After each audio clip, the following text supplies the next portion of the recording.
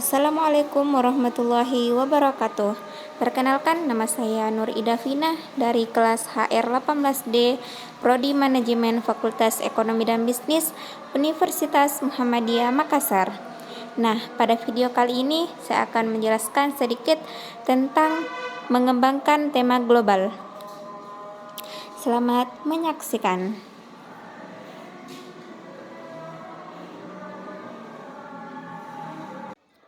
Nah, seperti teman-teman lihat pada layar telepon teman-teman bahwa integrasi seputar kompetensi atau kemampuan strategis inti adalah proses penentuan tindakan yang tepat bagi perusahaan atau daerah untuk merumuskan strategi dalam rangka untuk menciptakan dan mempertahankan keunggulan kompetitif.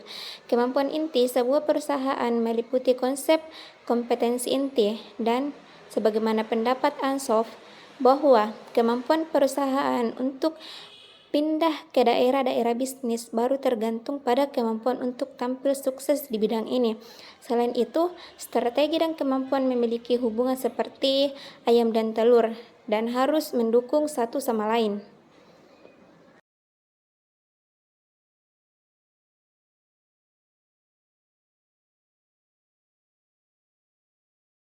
Nah, selanjutnya, ternyata ada banyak cara untuk mengkategorikan kompetensi inti.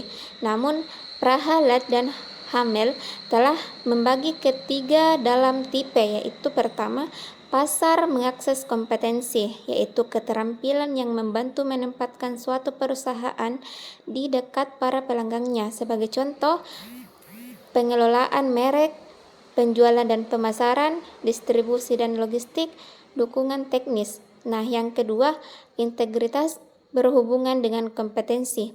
Keterampilan yang memungkinkan perusahaan untuk melakukan hal-hal yang jauh lebih tepat. Nah, yang ketiga, fungsi yang berhubungan dengan kompetensi, yaitu kemampuan yang memungkinkan perusahaan untuk berinvestasi dengan layanan atau produk dengan keunikan fungsi yang menginvestasikan produk dengan manfaat pelanggan yang khas.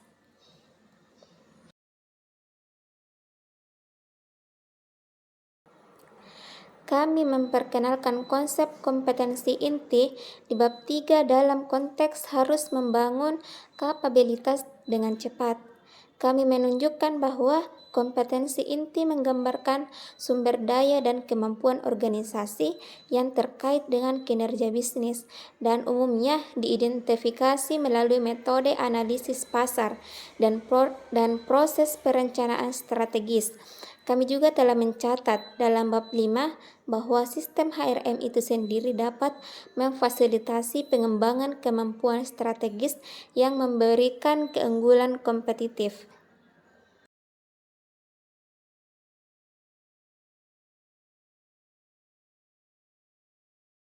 Nah, selanjutnya, salah satu inisiatif yang paling terlihat untuk mendukung penciptaan sistem dan proses umum tersebut adalah pembentukan proses manajemen kinerja orang yang konsisten di 4 bisnis yang digabungkan.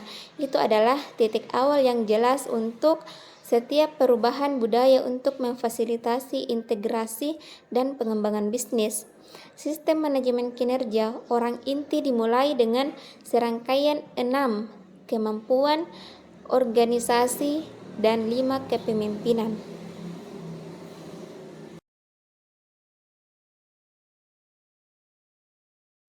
Nah, mungkin itulah materi sedikit yang sempat saya paparkan dalam video kali ini. Saya ucapkan jazakumullahu khairan kasiran. Jangan lupa like dan subscribe YouTube kami. Saya ucapkan assalamualaikum warahmatullahi wabarakatuh.